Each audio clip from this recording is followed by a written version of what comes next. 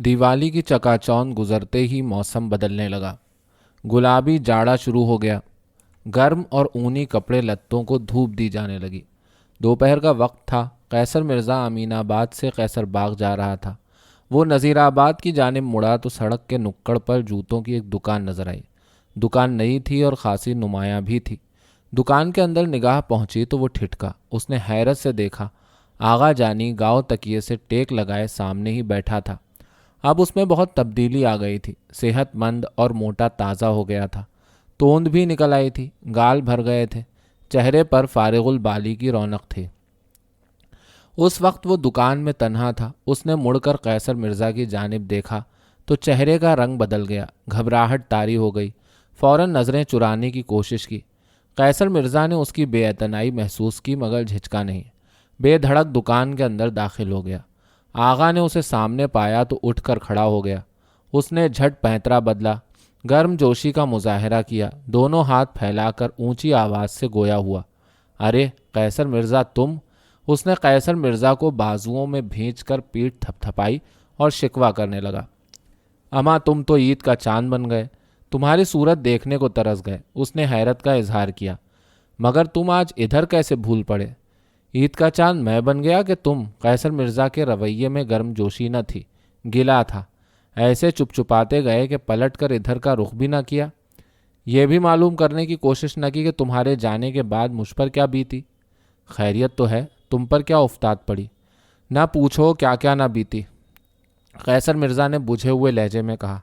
ऐन उस वक्त एक नौजवान मुलाजिम हाथ में टिफ़िन कैरियर लटकाए दुकान में दाखिल हुआ। आगा जानी ने मुड़कर उसकी जानिब देखा, मुस्कुरा कर बोला, भाई जुम्मन, तू इस वक्त बहुत मौके से खाना लेकर आया। फ़ौरन जाकर खाना लगा। उसने कैसर मिर्ज़ा की जानिब इशारा किया। कैसर मिर्ज़ा भी मेरे साथ ही खाना खाएंगे। खाना कम हो तो बाज़ार से जाकर कुछ ले आ। उसने जेब में हाथ डाला। खाना कम नहीं पड़ेगा, दोनों के लिए काफ़ी होगा। जुम्मन ने उसे इत्मीनान दिलाया और टिफ़िन कैरियर संभाले हुए दुकान के अक़बी हिस्से की जानिब चला गया। तुम ख्वामख्वाह तकल्लुफ़ ना करो, कैसर मिर्ज़ा ने कहा। भूख भी नहीं है और मुझे एक ज़रूरी काम से कैसर बाग जाना है। अमा चले जाना। ऐसा भी क्या ज़रूरी काम है? आगा जानी ने इसरार किया। एक मुद्दत के बाद मिले हो, साथ बैठकर खाना खाएंगे और इत्मीनान से बात भी करेंगे। आगा जानी ने कैसर मिर्ज़ा का हाथ पकड़ा और उसके साथ साथ उस जानिब चला जिधर जुम्मन गया था। करीब जाकर कैसर मिर्ज़ा ने देखा कि दुकान के पिछले हिस्से में एक अलग थलग गोशा था। वहाँ लकड़ी की एक ख़ास चौड़ी चकली चौकी पड़ी थी। उस पर छपा हुआ दस्तरखान बिछा था। जुम्मन ने खाना चुन दिया था। खाने में चपातियों के अलावा कोरमा था, भिंडी की भुजिया थी, अरहर की दाल थी, एक प्याली में हरे धनिए की चटनी थी। जुम्मन सिलफची ले आया। कैसर मिर्ज़ा और आगा जानी के सामने सिलफची रखकर लोटे से हाथ धुलाए। दोनों ने हाथ पोंछे और दस्तरखान पर जाकर बैठ गए। कैसर मिर्ज़ा ने निवाला बनाकर मुंह में रखते हुए कहा, जायके से तो खाना घर का पका हुआ मालूम होता है। कहाँ से आया? अमा आएगा कहाँ से, घर ही से आया है। आगा जानी ने मुस्कुरा कर बताया, तुम्हारी भाभी ने पकाकर भेजा है। अच्छा, तो तुमने शादी भी कर ली? कैसर मिर्ज़ा ने हैरत ज़दा होकर दरियाफ्त किया। कहाँ की? मुमानी की बड़ी बेटी के साथ। अब तो शादी हुए 3 महीने से ऊपर हो गए। आगा जानी के चेहरे पर मुसर्रत की सुर्खी दौड़ गई। बाँछें खिली जा रही थीं। सच पूछो तो ज़िंदगी का लुत्फ़ अब आया है। बाज़ार का खाना खाते खाते पेट ख़राब हो गया था। आए दिन कोई न कोई तकलीफ़ रहती थी। अब दोनों वक्त घर का पका हुआ खाना मिलता है। दोपहर को तो दुकान ही पर खाता हूँ, मगर रात को जब तक घर ना पहुँचूँ वो खाने को हाथ नहीं लगाती। मेरे इंतज़ार में बैठी रहती हैं। घर देखो तो दिल खुश हो जाए। साफ़ सुथरा, आईने की तरह झलकता हुआ। सुबह सोकर उठो तो मुंह हाथ धोने के लिए आफताबे में गर्म पानी मौजूद। साबुन और मंजन करीब रखा हुआ। खूंटी पर उजला तौलिया लटका हुआ। नाश्ते में किसी रोज़ रोगनी रोटी और बालाई, कभी पराठे और तला हुआ अंडा, कभी शीरमाल, कभी बाकर खानी। तुमसे क्या क्या बताऊं। ज़िंदगी भर तो झक मारते गुजरी, क्या क्या पापड़ न बेले। अब जाकर ज़रा आराम नसीब हुआ है। मालूम होता है तुम्हारी घर वाली बड़ी सुघड़ और सलीकामंद है। उन्हें तो हर वक्त काम की धुन रहती है। मिजाज में नफासत इतनी है कि तुमसे क्या बताऊं। اللہ نے صورت شکل بھی اچھی دی ہے، سنگھار کر کے بیٹھتی ہیں تو کسی محل سرا کی بیگم معلوم ہوتی ہیں۔ آغا جانی کو بیوی کی تعریف اور توصیف کرنے میں لذت محسوس ہو رہی تھی۔ کسی روز تم کو گھر لے چلوں گا، پلاؤ کھلواؤں گا، بہت عمدہ پکاتی ہیں، دیکھو اب ملاقات کب ہوتی ہے۔ اماں دکان تو تم نے دیکھ ہی لی ہے، آتے رہنا، تم نے میرے ساتھ داؤں اچھا کیا۔ قیصر مرزا جو بہت دیر سے ضبط کیے بیٹھا تھا اچانک پھٹ پڑا، ایسی چوٹ دی کہ اف بھی نہ کر سکا۔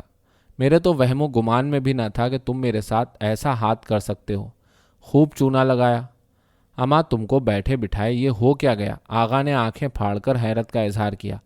کیسی الٹی سیدھی باتیں کر رہے ہو؟ میرے صندوق سے تلا تارا کے زیورات اڑا کر لے گئے اور اب کہتے ہو کیسی الٹی سیدھی باتیں کر رہا ہوں؟ قیصر مرزا نے اس دفعہ کھل کر بات کی۔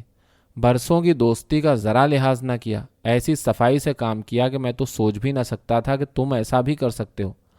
تلا تارا کے زیورات؟ اماں میرا ان سے کیا تعلق؟ آغا نے انجان بننے کی کوشش کی۔ وہ اس الزام کا جواب دینے کے لیے خود کو پہلے ہی ذہنی طور پر تیار کر چکا تھا۔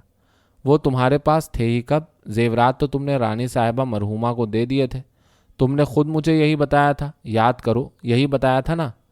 بتایا تو یہی تھا، مگر میں حیدر گڑھ جاتے وقت ان کو لے جانا بھول گیا تھا، قیصر مرزا نے وضاحت کی۔ وہ ایک رومال میں بندھے ہوئے میرے صندوق میں رکھے تھے۔ میں تمہاری کس بات پر یقین کروں؟ کبھی کچھ کہتے ہو کبھی کچھ۔ آغا نے قیصر مرزا کو جھٹلانا چاہا۔ اور یہ کیا ضروری ہے کہ میں ہی زیورات لے گیا؟ کوئی بھی ایسی واردات کر سکتا ہے، گھر تو کئی روز خالی پڑا رہتا تھا، تمہارے سوا کوئی اور یہ واردات کر ہی نہیں سکتا۔ قیصر مرزا نے لہجے میں اعتماد پیدا کرتے ہوئے کہا۔ یہ اسی رات کا ذکر ہے جب تہخانے میں تم سے گرما گرمی اور جھک ہوئی تھی۔ تمہارے پاس آنے سے پہلے میں نے صندوق کھول کر دیکھا تھا، اس وقت زیورات موجود تھے، دوسرے روز دیکھا تو غائب تھے، کسی اور کے لے جانے کا سوال ہی پیدا نہیں ہوتا۔ اماں کوئی بھی لے گیا، کالا چور اٹھا کر لے گیا، تم ان کے لیے اب پریشان کیوں ہو؟ تم نے ان کو اپنا سمجھائی کب؟ میں نے منع بھی کیا مگر تم نے میری ایک نہ سنی، تم تو انہیں رانی صاحبہ یا تلا تارا کو دینے پر تلے ہوئے تھے۔ آغا نے ڈھیٹ بن کر کہا۔ مان لو میں زیورات لے گیا تو کون سا جرم کیا؟ تم نے یہ اچھا نہیں کیا، قیصر مرزا نے تلخی کا اظہار کیا۔ بہت خود غرضی کی۔ خود غرضی میں نے کی یا تم نے؟ آغا نے ترکی بہ ترکی جواب دیا۔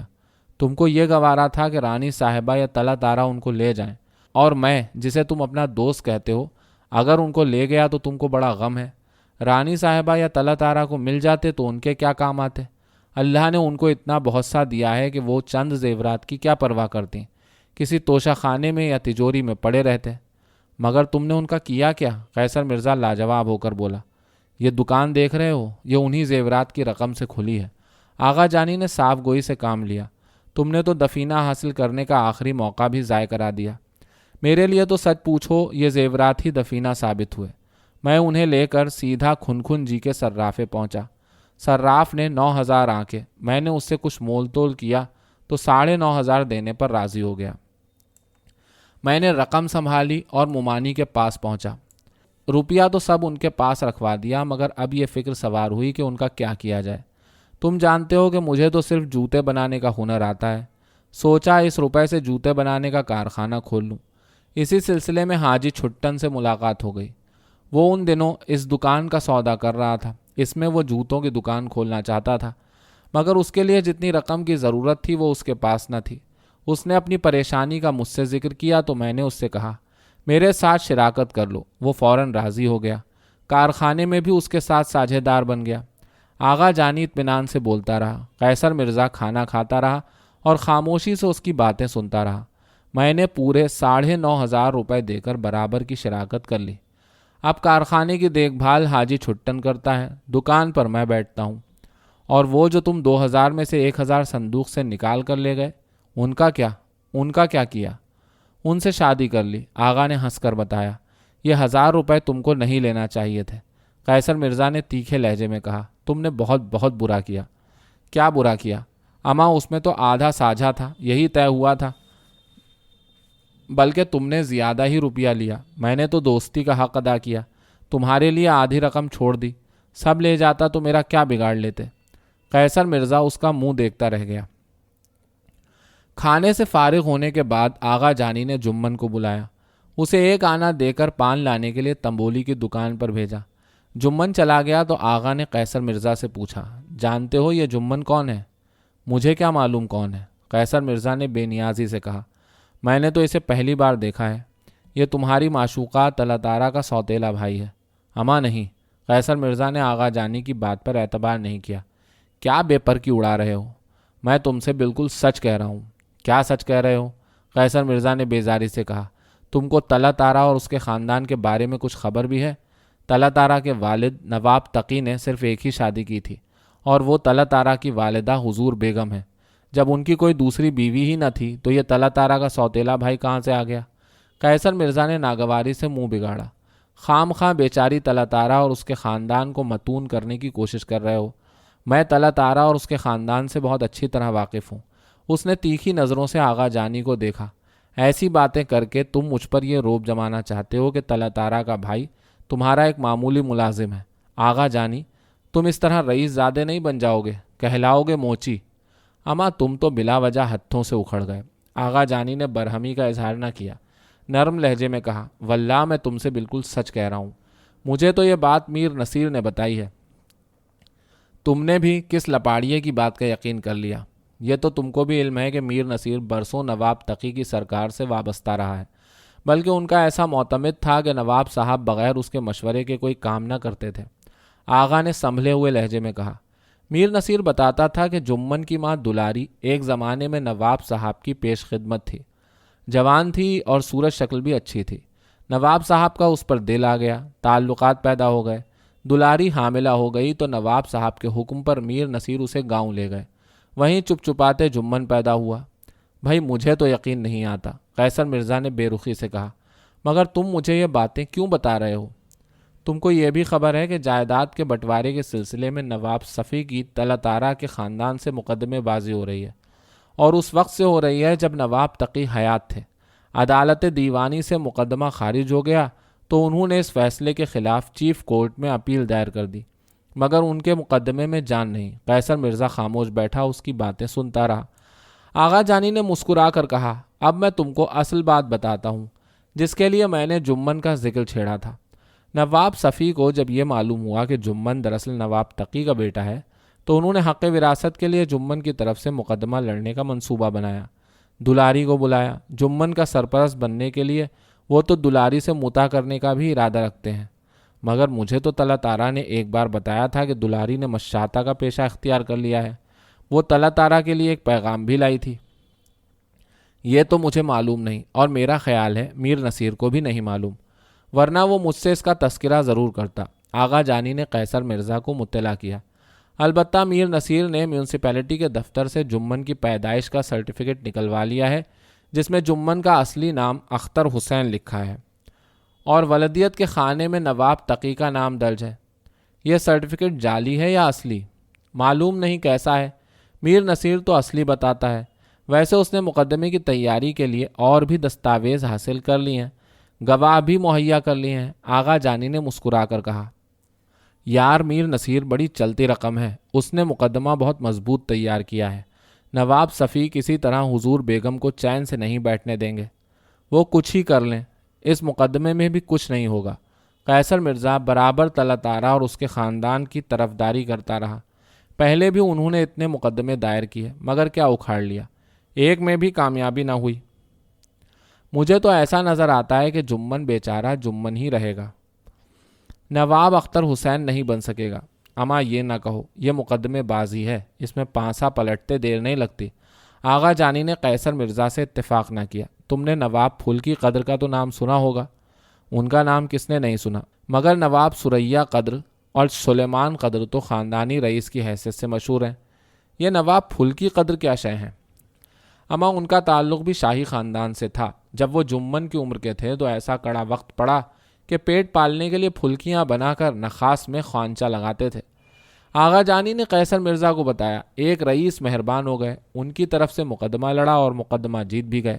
جائیداد واگزار ہوئی اور وثیقہ بحال ہوا تو انہوں نے پھلکیوں کا خوانچہ بڑھایا، محل سرا آباد کی اور رئیسوں کی طرح رہنے لگے۔ مگر پھلکی قدر ان کے نام کے ساتھ ایسا چسپاں ہوا کہ ابھی تک نواب پھلکی قدر کہلاتے ہیں۔ مگر سوال یہ ہے کہ نواب صفی بیچارے جمن پر کیوں مہربان ہو گئے؟ اما بات دراصل یہ ہے کہ نواب صفی اتنا قرض ادھار لے چکے ہیں کہ جائیداد کب کی نیلام ہو چکی ہوتی، مگر جب تک مقدمہ چل رہا ہے ایسی کارروائی نہیں ہو سکتی۔ وہ تو یہ چاہتے ہیں کہ کسی نہ کسی طور مقدمے بازی کا سلسلہ چلتا رہے، اور یہ سارے حربے میر نصیر انہیں سمجھا رہا ہے۔ یار وہ بہت اونچی شے ہے، تم اسے نہیں جانتے۔ لیکن نواب صفی نے جمن کی طرف سے ابھی تک مقدمہ دائر کیوں نہیں کیا؟ کچھ تو اس کی وجہ یہ ہے کہ مقدمے کی پوری طرح تیاری نہیں ہوئی۔ دوسری طرف نواب صفی کی مالی حالت آج کل بہت پتلی ہے۔ کوئی مہاجن تو انہیں اب قرض دینے سے رہا، پہلے ہی انہوں نے بہت قرض لے رکھا ہے۔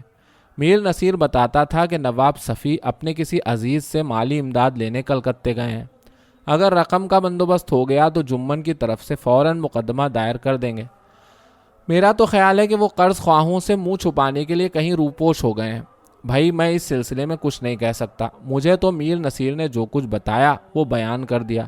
اچھا یہ بتاؤ کہ یہ جمن تمہارے پاس کیسے پہنچ گیا؟ میر نصیر ہی نے اسے میرے پاس ملازم رکھوایا ہے، آغا نے قیصر مرزا کو بتایا۔ تب تو میرا قیاس درست ہے، اگر نواب صفی مقدمہ دائر کرنے کا ارادہ رکھتے ہیں تو وہ جمن کو اپنے پاس رکھتے، تمہارے پاس وہ ملازمت کیوں کرتا؟ میر نصیر کسی طرح نواب صفی کی مرضی کے بغیر ایسا قدم نہیں اٹھا سکتے۔ غلط کہہ رہا ہوں میں؟ بات تو تمہاری دل لگتی معلوم ہوتی ہے۔ آغا جانی نے قیصر مرزا کی رائے سے اختلاف نہ کیا۔ حقیقت کیا ہے یہ تو میر نصیر بتا سکتا ہے یا نواب صفی، مگر جمن کے بارے میں یہ کہہ سکتا ہوں کہ لڑکا سیدھا سادہ ہے اور بہت محنتی ہے، کسی کام میں اسے عذر نہیں۔ آغا جانی بے تکلفی سے مسکرانے لگا۔ امان نواب پھل کی قدر کی طرح کبھی اس کی قسمت نے بھی یاوری کی اور وہ جائیداد کا مالک بن گیا تو کام ہی آئے گا، لحاظ کرے گا۔ جمن پان لے کر واپس آ گیا۔ آغا جانی نے ایک پان قیصر مرزا کو پیش کیا، ایک اپنے منہ میں رکھا۔ جمن دکان کے عقبی حصے میں جا کر کھانے کے برتن اٹھانے لگا۔ آغا نے پوچھا، اما قیصر مرزا، اس بچے کا کیا حال ہے جسے میں تمہارے پاس چھوڑ گیا تھا؟ نہ پوچھو اس کی وجہ سے کتنی پریشانی اٹھانا پڑی، قیصر مرزا نے شکوہ کیا۔ تم تو اسے چھوڑ کر غائب ہو گئے اور میں قیدی بن کر رہ گیا۔ اسے اکیلا چھوڑ کر کہیں جا بھی نہ سکتا تھا۔ اس نے قدرے توقف کے بعد آغا جانی کو مطلع کیا۔ جس روز تم گئے اسی روز رات کو تلتارا آ گئی، اس کے ساتھ سندلی بھی تھی۔ یہ سندلی کون ہے؟ پہلے وہ رانی صاحبہ مرحومہ کی ہمراز خواص تھی، اب تلتارا سے بھی اتنی ہی قریب ہے۔ مگر تلتارا عشرت منزل کیسے آئی تھی؟ آغا نے جھجکتے ہوئے پوچھا۔ تم سے ملنے آئی تھی؟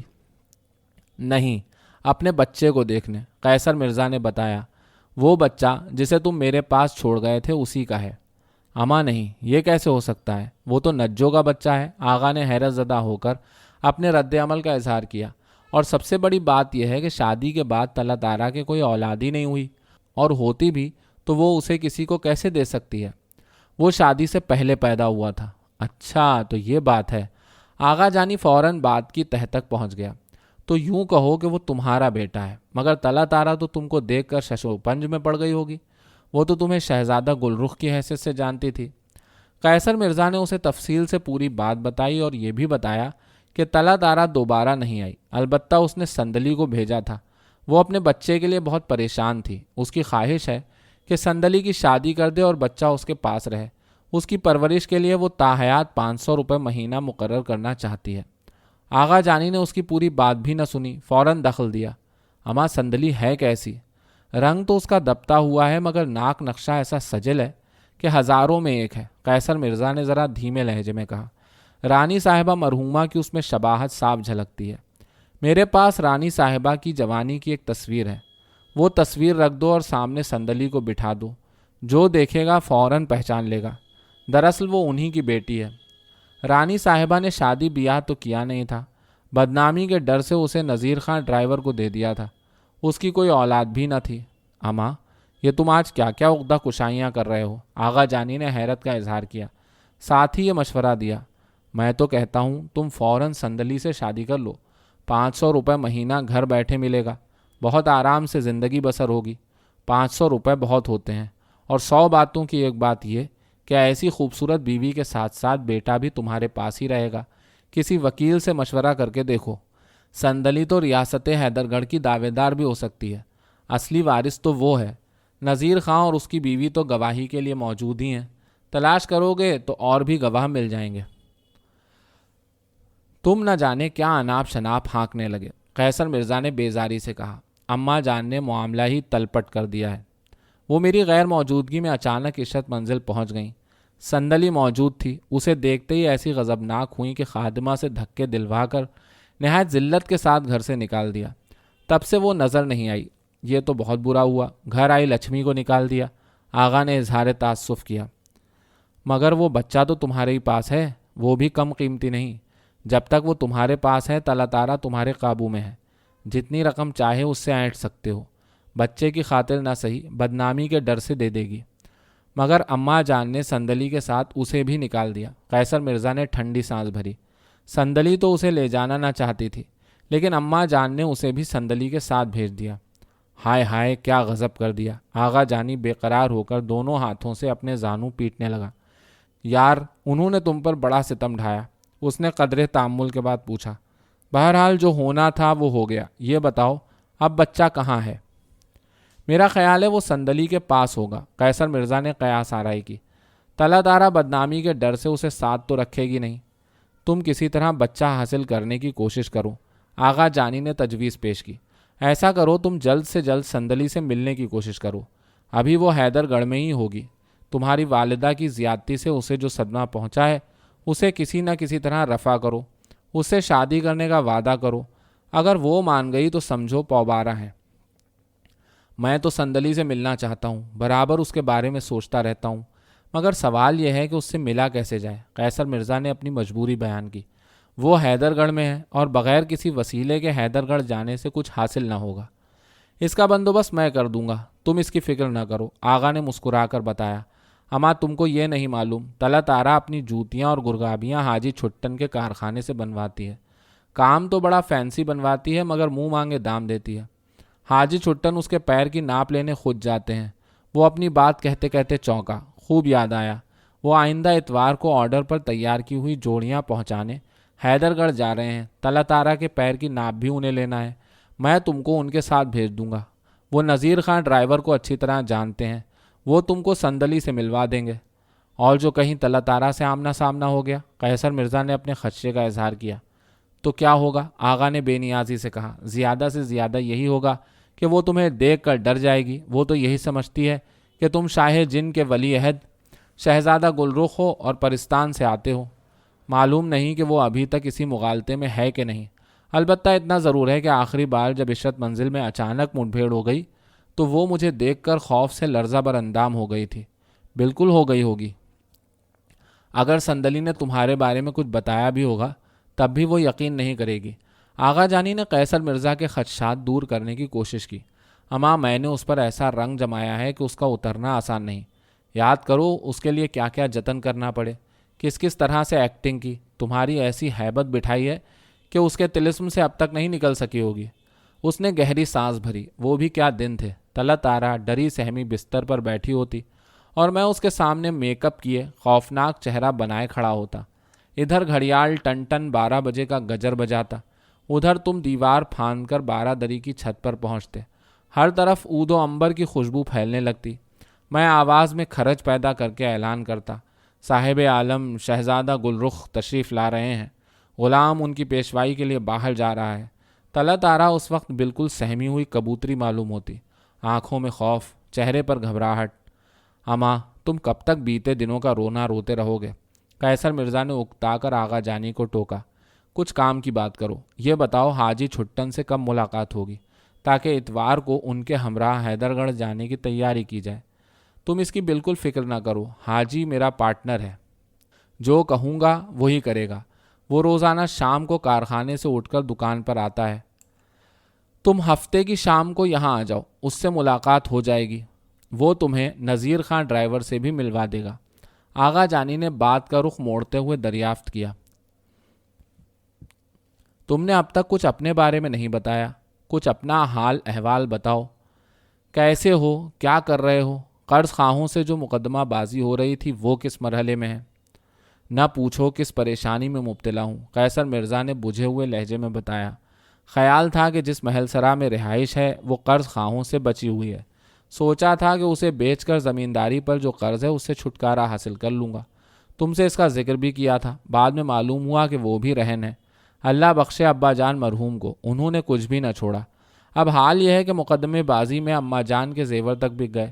ادھر وکیل صاحب کا کہنا ہے کہ مقدمے میں کوئی جان نہیں، کسی بھی روز ہمارے خلاف ڈگری ہو جائے گی۔ سوچتا ہوں کہ قرقی آنے سے پہلے ہی محل سرا چھوڑ دوں۔ اماں جان کو تو قرقی کے خوف سے ہی ہول آنے لگتا ہے، اختلاج قلب میں مبتلا ہو گئی ہیں۔ اس نے ٹھنڈی سانس بھری، کچھ سمجھ میں نہیں آتا کیا کروں۔ اماں جان کے 225 روپے ماہانہ وثیقے میں کیسے گزارا ہوگا؟ یہ تو تم نے بہت افسوسناک خبر سنائی، آغا جانی نے اظہار ہمدردی کیا۔ یار بڑا برا وقت لگا ہے، خاندانی رئیسوں کی محل سرائیں ایک ایک کر کے اجڑتی جا رہی ہیں، مہاجنوں کے قبضے میں جا رہی ہیں یا ویران ہوتی جا رہی ہیں۔ مرمت کرانا تو ایک طرف رہا، برسوں قلعی تک نہیں ہوتی، ٹوٹ پھوٹ کر کھنڈر بنتی جا رہی ہیں۔ یہی حال وثیقوں کا ہے، خاندان بڑھتے جا رہے ہیں، وثیقے تقسیم ہو کر ہزاروں سے سینکڑوں میں، بلکہ اب تو روپے آنے تک کی نوبت آ گئی ہے۔ میں ایک ایسے اکے والے کو جانتا ہوں جس کا وثیقہ صرف 8 آنے ہیں، مہینے کے مہینے وثیقہ آفس جا کر اپنا وثیقہ لے آتا ہے۔ وہ اسی میں خوش ہے کہ اکا چلاتا ہے مگر وثیقہ دار ہے، اور بڑے فخر سے اس کا اظہار بھی کرتا ہے۔ اما وثیقہ دار ہو کر اکا چلاتا ہے؟ قیصر مرزا نے حیرت زدہ ہو کر کہا۔ اکا نہ چلائے تو کیا کرے، بھوکا مر جائے گا، پیٹ پالنے کے لیے کچھ نہ کچھ تو سبیتا ہونا چاہیے۔ آغا جانی نے قیصر مرزا کو بتایا، اب تو مہاجن بھی اس قدر سیانے ہو گئے ہیں کہ آسانی سے قرض نہیں دیتے، خوب ٹھوک بجا کر دیکھ لیتے ہیں۔ اب تو وہ سوچتے ہیں کہ اگاہی پر قرض دینے کے بجائے کیوں نہ کسی کاروبار میں روپیہ لگایا جائے، سارے ہی کاروبار پر ان کا قبضہ ہے۔ ہاں یار تم ٹھیک کہہ رہے ہو، صرافہ اور بزازہ تو سمجھو پوری طرح ان کے ہاتھ میں ہے، کون سا کاروبار ہے جس پر ان کا قبضہ نہیں۔ ادھر حال یہ ہے کہ مسلمان عورتیں اور نوجوان لڑکیاں گھروں میں بیٹھ کر ململ کے کرتوں اور ٹوپیوں کے پلوں کی کڑھائی کرتی ہیں، کشیدہ کاری یا تارکشی کرتی ہیں اور بنیوں کی دکانوں پر پہنچا دیتی ہیں۔ وہ انہیں بیچتے ہیں اور سیٹھ اور ساہوکار کہلاتے ہیں۔ آغا نے اپنے کام کی اہمیت جتائی، لے دے کے چمڑے یا جوتے کا کاروبار رہ گیا ہے جس میں گو ہتیا کے خوف سے وہ ہاتھ نہیں ڈالتے، بلکہ کتنے ہی تو ایسے ہیں کہ چمڑے کے جوتے تک کو ہاتھ نہیں لگاتے، بنا چام کے جوتے پہنتے ہیں۔ قیصر مرزا نے اس کی بات نظر انداز کرتے ہوئے کہا، یار میں تو کہیں نوکری چاکری بھی نہیں کر سکتا۔ ابا جان نے کسی اسکول ہی میں داخل نہیں کرایا، وہ انگریزی تعلیم کے سخت خلاف تھے اور اماں جان ان سے بھی زیادہ مخالف تھیں، کہتی تھیں مجھے اپنے بیٹے کو انگریزی پڑھا کر کرسٹان نہیں بنانا۔ کیا تو یہ کیا کہ مولوی بنانے کے لیے سلطان المدارس میں داخل کرا دیا، وہاں ایک سے ایک بڑا قل اعوذیہ پڑھا تھا۔ دل ایسا اچاٹ ہوا کہ دوسرے ہی سال میں نے مدرسے جانا چھوڑ دیا۔ اس کا لہجہ افسردہ ہو گیا۔ اب سوال یہ ہے کہ کروں تو کیا کروں، کچھ سمجھ میں نہیں آتا۔ مجھے تو ڈر ہے کہ مقدمے بازی کے چکر میں کچھ ہی وقت جاتا ہے کہ اماں جان کے وثیقے کو بیچنے کی نوبت آ جائے گی، یہ آخری سہارا بھی جاتا رہے گا۔ قیصر مرزا کے چہرے پر دکھ کے سائے پھیل گئے، وہ بجھا بجھا اور دل گرفتہ نظر آ رہا تھا۔ اماں تم اتنے دل برداشتہ نہ ہو، آغا جانی نے اسے تسلی دی۔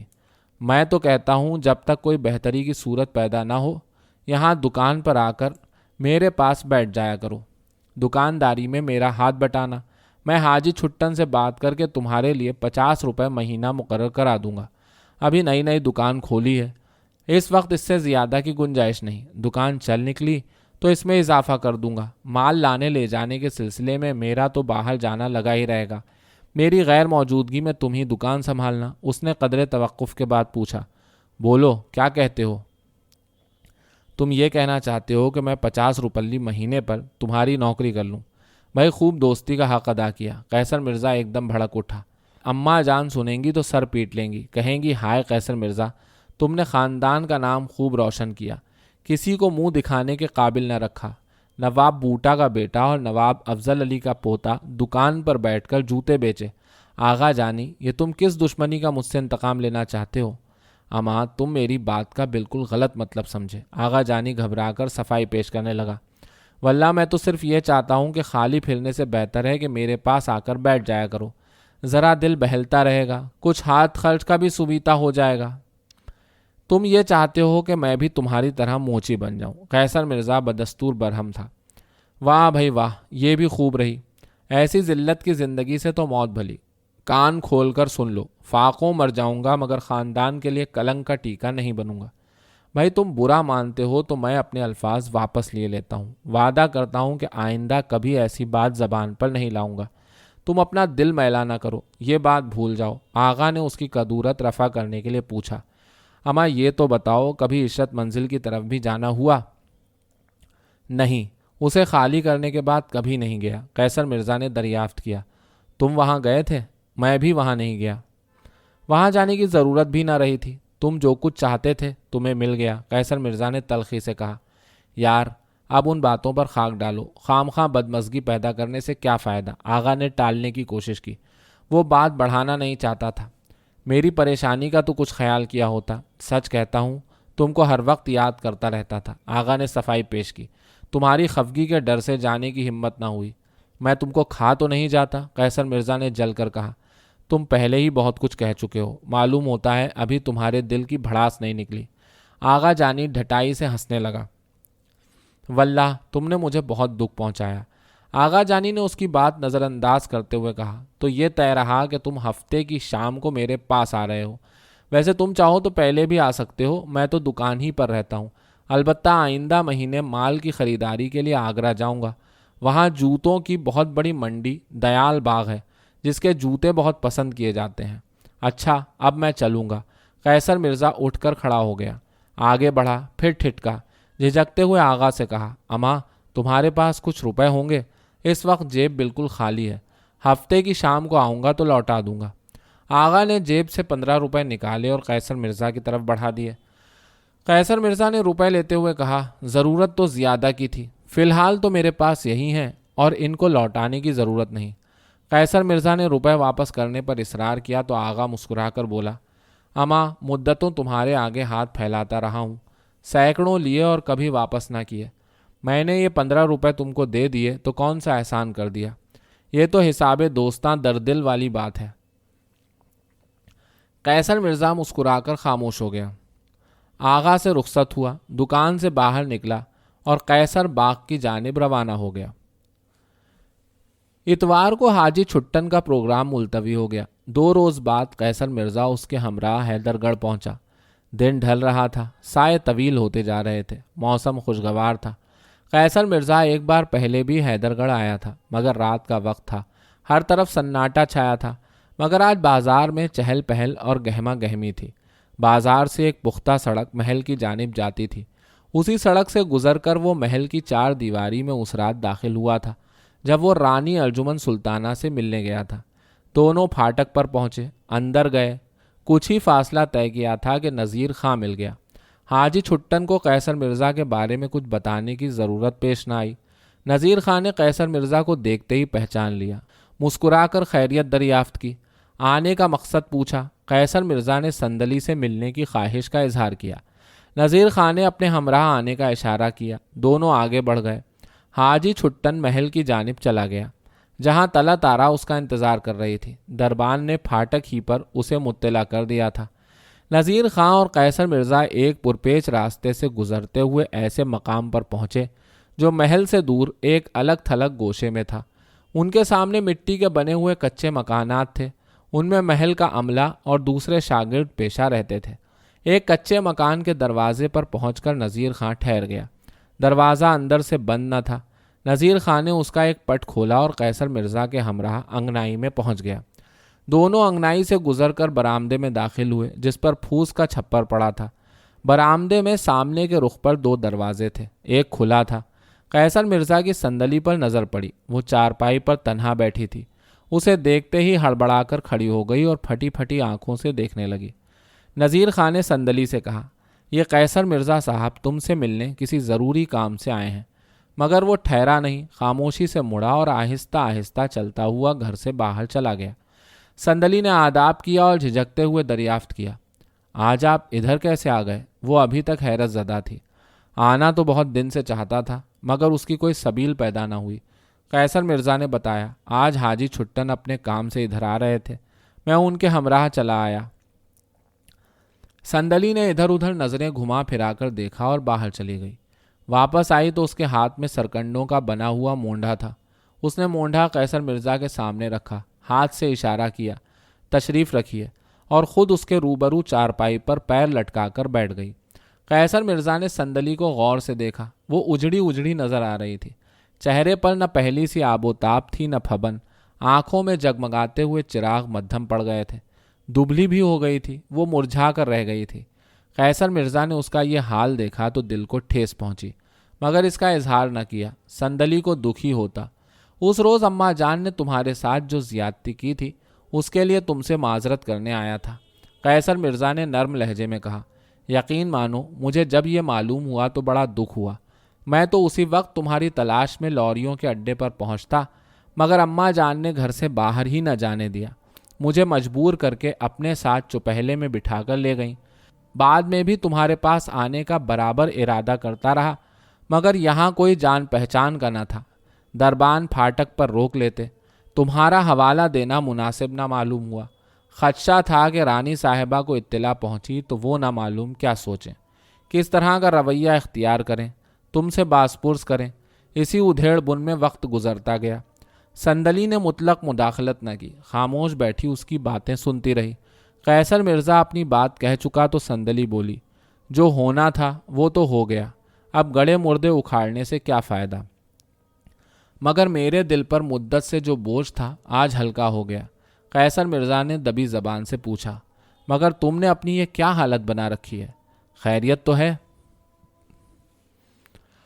بس زندہ ہوں۔ اس کی آواز میں درد کی چبھن تھی۔ اس نے قیصر مرزا کے چہرے کو غور سے دیکھا۔ یہ آپ کو اچانک کیسے میری یاد آ گئی؟ یہ تو میں مانتی نہیں کہ آپ اس روز کے واقعے پر مجھ سے ہمدردی کرنے آئے ہیں۔ اس کی تو اب ضرورت بھی نہ رہی تھی۔ واللہ میں صرف اسی لیے آیا تھا۔ قیصر مرزا نے اسے یقین دلانے کی کوشش کی۔ سچ کہتا ہوں میں تمہیں اب تک نہیں بھولا۔ اس کا لہجہ جذباتی ہو گیا۔ میں نے تو یہی چاہا کہ تم ہمیشہ ہمیشہ کے لیے میری بن جاؤ، بلکہ اس روز حجامت بنوا کے لوٹا تو یہ تہیا کر چکا تھا کہ تم سے کھل کر بات کروں گا، یہ بتا دوں گا کہ میں تم سے شادی کرنا چاہتا ہوں۔ اچھا ہی ہوا کہ ایسا نہ ہوا، ورنہ آپ کی اماں جان تو مجھے کچا چبا ڈالتی، کھڑے کھڑے گھر سے نکال دیتی، اور اگر آپ کی زورا زوری پر رکھ بھی لیتی تو کسی روز سوتے میں مجھے چھری سے ذبح کر دیتی۔ اس کے لہجے میں اور تلخی پیدا ہو گئی۔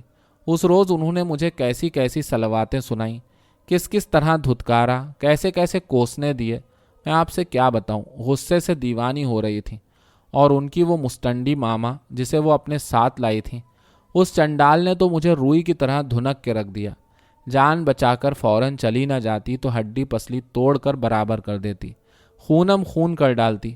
میری حالت پر ترس کھانے کے بجائے آپ کی اماں جان اس جلادنی کو برابر بڑھاوا چڑھاوا دیتی رہیں۔ میری ایک نہ سنی، آتے ہی برسنے لگیں، جو منہ میں آیا کہتی رہیں۔ مجھے معلوم ہے ان کا غصہ کتنا خراب ہے، قیصر مرزا نے نرمی سے کہا۔ انہوں نے واقعی تم پر بہت ظلم ڈھایا، مجھے اب تک اس کا ملال ہے۔ چھوڑیے، ان باتوں میں کیا رکھا ہے، صندلی نے بیزاری کا اظہار کیا۔ البتہ اس روز جو ذلت اور خواری ہوئی، اس سے یہ سبق حاصل ہوا کہ کبھی اپنی اوقات نہیں بھولنا چاہیے۔ میں بھول گئی تھی کہ آپ ایک اعلیٰ خاندان کے رئیس زادے ہیں اور میں ٹھہری ادنا ذات کی معمولی خادمہ۔ اس طرح نہ سوچو صندلی، تم میری اماں جان کو نہیں جانتی، میں ان کا بیٹا ہوں، انہیں بہت اچھی طرح جانتا ہوں۔ وہ مزاج کی جتنی کڑوی ہیں، اندر سے اتنی ہی نرم دل بھی ہیں۔ ان کا غصہ جتنی تیزی سے چڑھتا ہے اسی تیزی سے جھاگ کی طرح بیٹھ بھی جاتا ہے۔ قیصر مرزا نے مسکرا کر روٹھی ہوئی صندلی کو منانے کی کوشش کی، قدرے تعامل کیا، پھر حرف مطلب زبان پر لایا۔ ابھی کچھ نہیں بگڑا، ابھی وقت ہے۔ میں شادی کر کے تم کو اپنی شریک حیات کے روپ میں دیکھنا چاہتا ہوں۔ رہ گیا میری والدہ کا سوال، انہیں راضی کرنا میرا کام ہے۔ میں ان کا اکلوتا بیٹا ہوں، اتنا لاڈلا ہوں کہ اگر اڑ جاؤں تو نہ نہیں کریں گی۔ وہ مجھے اداس اور غمزدہ دیکھ ہی نہیں سکتی، موم کی طرح پگھل جاتی ہیں۔ تم چاہو تو سب کچھ ٹھیک ہو جائے گا، واللہ میں آج اسی ارادے سے تمہارے پاس آیا ہوں، مگر آپ نے آنے میں بہت دیر کر دی، اب تو سارا کھیل ختم ہو گیا۔ صندلی نے قیصر مرزا کو مطلع کیا۔ شاید آپ کو معلوم نہیں، میری شادی ہو چکی ہے، میں تو اب اناؤ میں رہتی ہوں۔ قیصر مرزا ششدر رہ گیا، گھبرا کر بولا، کب ہوئی تمہاری شادی؟ لگ بھگ 2 مہینے ہو گئے، صندلی نے بتایا۔ میرا میاں ڈسٹرکٹ بورڈ کے دفتر میں چپراسی ہے، اس کا نام نذر محمد ہے۔ اس کے ہونٹوں پر زہر خند ہویدا تھا۔ نذیر خان ڈرائیور کا داماد، نذر محمد چپراسی۔ میرے ابا نے خوب سوچ سمجھ کر رشتہ طے کیا تھا۔ ٹاٹ کا پیون آخر ٹاٹ میں لگ گیا۔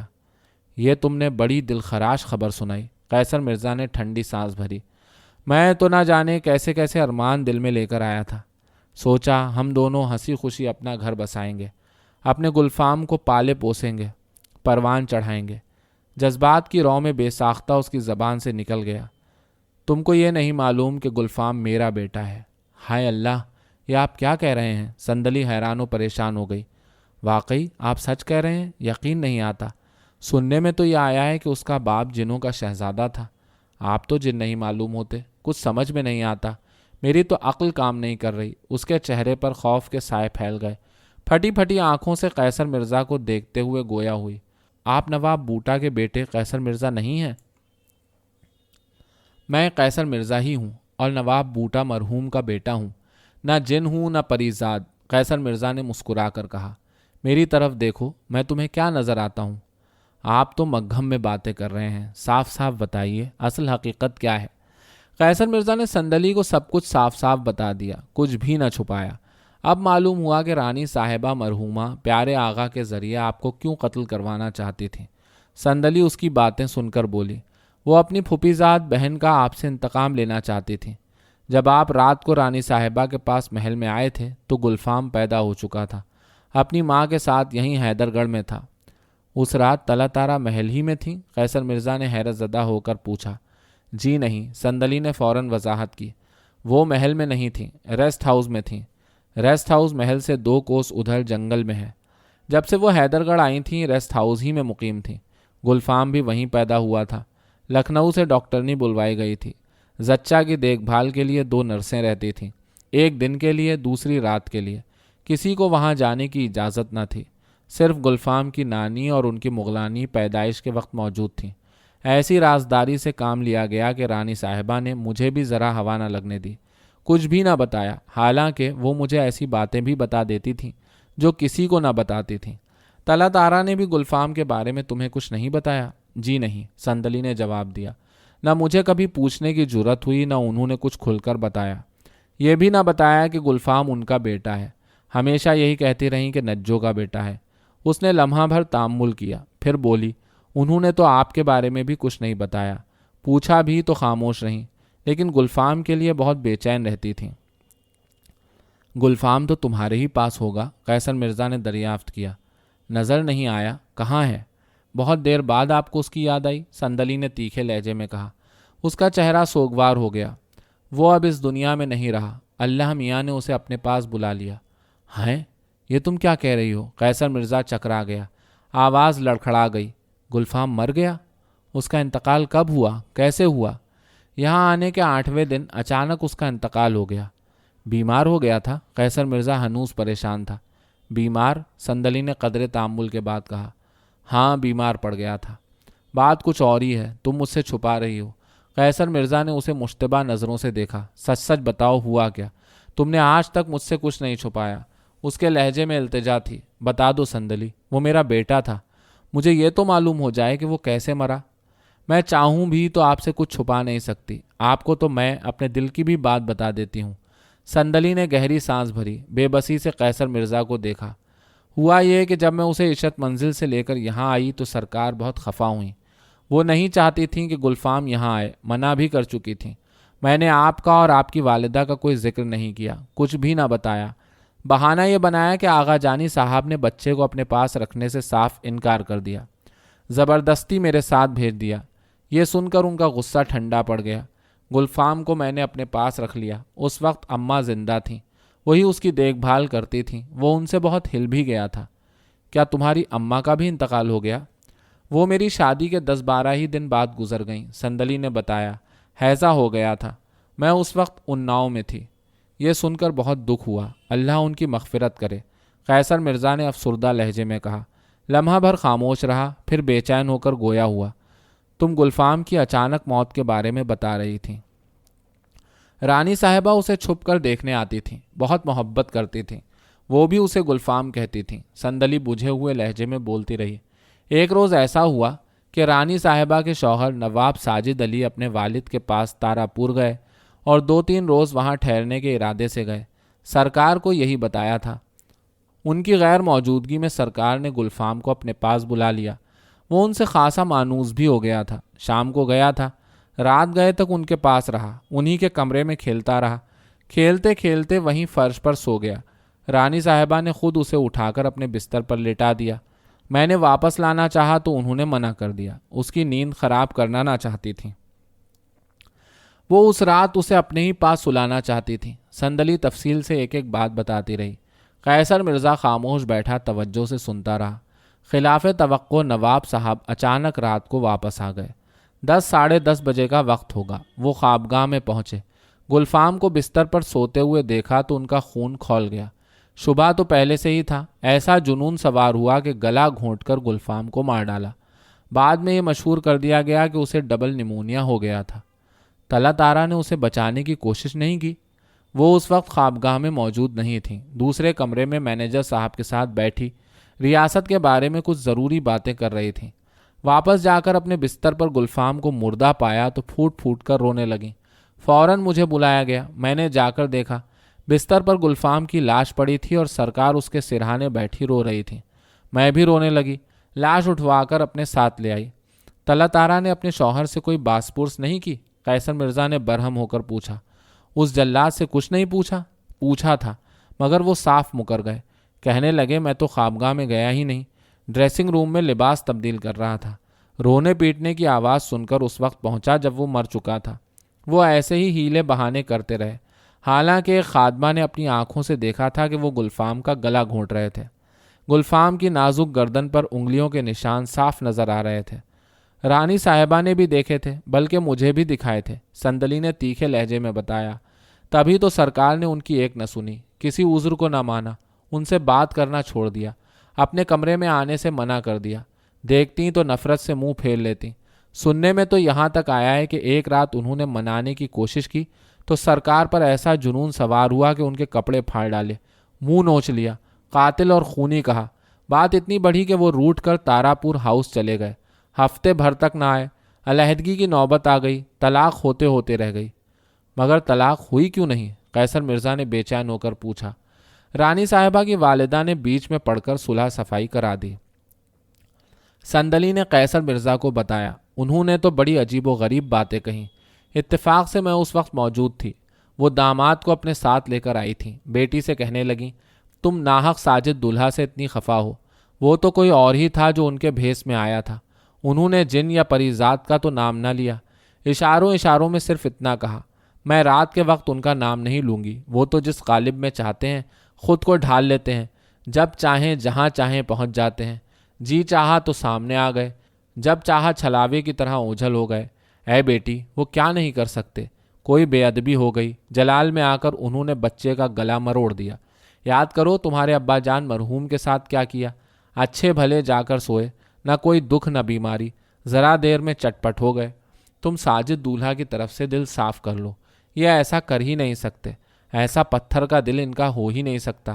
میں جانتی ہوں یہ کس کا کام ہے، تم فوراً اس کمرے کو خالی کر دو، یہاں کسی کا سایہ ہے۔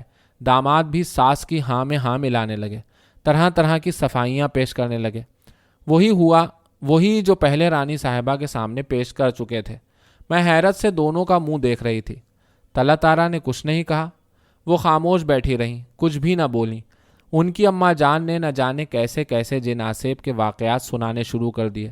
میں تو اکتا کر چلی آئی، سندلی نے منہ بگاڑ کر کہا۔ دوسرے ہی روز کمرہ خالی کر دیا گیا۔ میاں بیوی پہلے کی طرح ہنسنے بولنے لگے، نہ کوئی رنجش رہی نہ کدورت۔ اس کا مطلب یہ ہوا کہ طلعت آرا پر ابھی تک جنوں کا خوف طاری ہے، ابھی تک ان کا ہوا سوار ہے۔ ایسا نہ ہوتا تو اتنی آسانی سے کیسے صلح صفائی ہو جاتی؟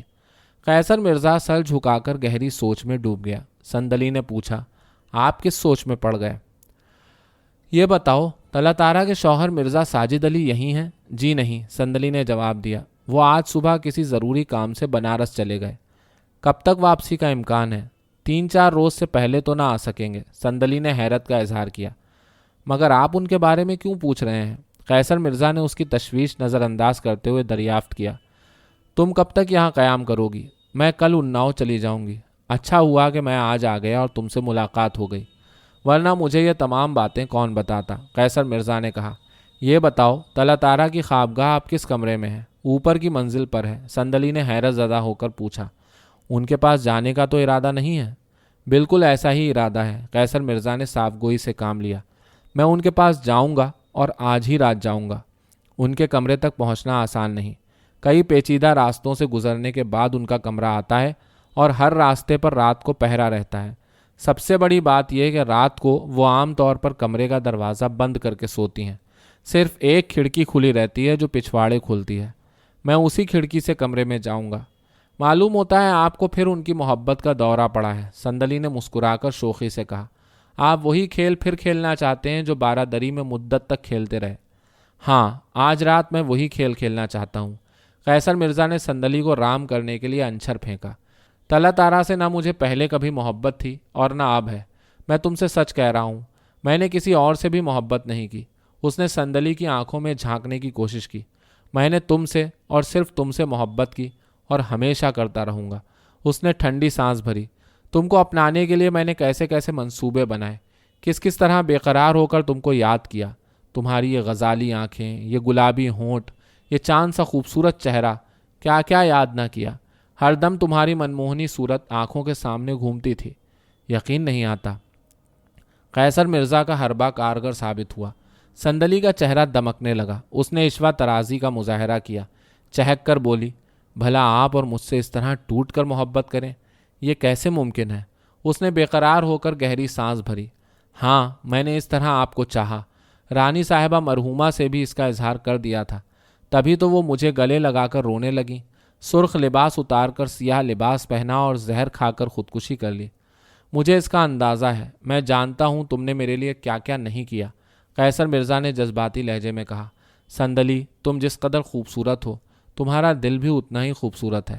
اس نے قدرے توقف کیا، پھر گویا ہوا، صندلی، میری خاطر تم کو یہ کام کرنا ہوگا۔ بتاؤ، میں طلعت آرا کی خوابگاہ میں کیسے پہنچوں؟ میری سمجھ میں نہیں آتا آپ یہ خطرناک کھیل کیوں کھیلنا چاہتے ہیں۔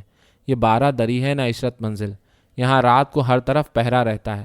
اب تو ایک چھوٹا سا بجلی گھر بھی لگ گیا ہے جس سے آن کی آن میں پورا محل جگمگانے لگتا ہے، اور سب سے بڑی دشواری اس کھڑکی تک پہنچنا ہے۔ یہ تو تم ہی بتا سکتی ہو کہ اس کھڑکی تک کیسے پہنچا جائے۔ پچھواڑے کے چور دروازے سے میں آپ کو محل کے اندر تو پہنچا دوں گی، اسی دروازے سے جس سے اس رات آپ رانی صاحبہ مرحومہ سے ملنے آئے تھے۔ قریب ہی ایک زینہ ہے جو اوپر جاتا ہے، وہ صرف مہترانی اور صفائی کرنے والے دوسرے نوکروں کی آمد و رفت کے لیے ہے۔ زینہ جہاں ختم ہوتا ہے وہاں ایک کھڑکی ہے، وہ بھی پچھواڑے کھلتی ہے۔ کھڑکی کے نیچے باہر کی طرف چھجے نما کارنس ہے، مگر ہاتھ بھر سے زیادہ چوڑی نہیں۔ ایک بار کوئی چور اس پر سے گزر کر کھڑکی کے راستے محل میں داخل ہوا تھا۔ یہ کئی سال پرانی بات ہے۔ تب سے پچھواڑے کھلنے والا دروازہ رات کو بند کر کے تالا ڈال دیا جاتا ہے۔ صندلی نے گردن کو خم دے کر ایک خاص ادا سے دیکھا۔ تالے کی کنجی تو میں کسی نہ کسی طرح حاصل کر لوں گی، دروازہ بھی کھول دوں گی، مگر کارنس کے ذریعے آپ کھڑکی تک پہنچ سکتے ہیں؟ یہ جان جوکھوں کا کام ہے، میرا کہاں مانیے، اس خطرے میں نہ پڑیے۔ جب عشرت منزل کی دیوار پھاند کر 12 دری جاتا تھا تو جان پر کھیل کر ہی جاتا تھا۔ کسی بھی روز طلعت آرا کے بجائے کوئی ایسا بھی مل سکتا تھا جو مجھے قتل کر دیتا یا پکڑ کے پولیس کے حوالے کر دیتا۔ قیصر مرزا نے بڑے اعتماد سے کہا، خطرہ تو ہمیشہ ہی رہتا تھا، مگر جب میں ایک بار کسی کام کا تہیہ کر لیتا ہوں تو پھر خطرے سے نہیں ڈرتا۔ مگر آپ یہ خطرہ کیوں مول لینا چاہتے ہیں؟ اگر مجھے اپنا سمجھتے ہیں تو کم از کم یہ تو بتا دیجئے کہ آپ کو اس سے کیا حاصل ہوگا۔ میں طلعت آرا کو یہ بتانا چاہتا ہوں کہ گلفام کو کسی جن یا آسیب نے نہیں بلکہ اس کے شوہر نے گلا گھونٹ کر ہلاک کیا ہے۔ میں اس خونی سے گلفام کا انتقام اسی طرح لے سکتا ہوں۔ قیصر مرزا غصے سے سرخ ہو گیا۔ اگر تم نے اس کام میں میری مدد نہ کی تو میں اس خبیث کو قتل کر دوں گا، پھر پھانسی ہو یا کچھ اور، مجھے اس کی ذرا پرواہ نہیں۔ صندلی اس دھمکی سے ڈر گئی، گھبرا کر بولی، نہیں نہیں، آپ ایسا نہ سوچیں، آپ جو کہیں گے میں وہ کروں گی۔ یہ بتاؤ، وہ موکھا ابھی تک موجود ہے جس سے اس رات تم نے محل کی 4 دیواری سے مجھے باہر پہنچایا تھا؟ وہ موکھا ابھی تک موجود ہے، صندلی نے بتایا۔ اسے بند کرنے کے لیے کسی نے ابھی تک توجہ ہی نہ دی۔ ویسے بھی وہ جھاڑیوں کی اوٹ میں اس طرح چھپا ہوا ہے کہ دور سے نظر ہی نہیں آتا۔ گھر کا بیرونی دروازہ کھلا، نذیر خان اندر داخل ہوا۔ قیصر مرزا نے سرگوشی کی، میں اب واپس جا رہا ہوں، مگر رات کو ٹھیک 10:30 بجے پہنچ جاؤں گا۔ تم موکھے کے پاس میرا انتظار کرنا۔ صندلی نے آہستہ سے گردن ہلا کر رضامندی کا اظہار کیا۔ نذیر خان نے قریب پہنچ کر قیصر مرزا سے کہا، حاجی صاحب آپ کا انتظار کر رہے ہیں۔ قیصر مرزا اٹھ کر کھڑا ہو گیا اور نذیر خان کے ساتھ باہر چلا گیا۔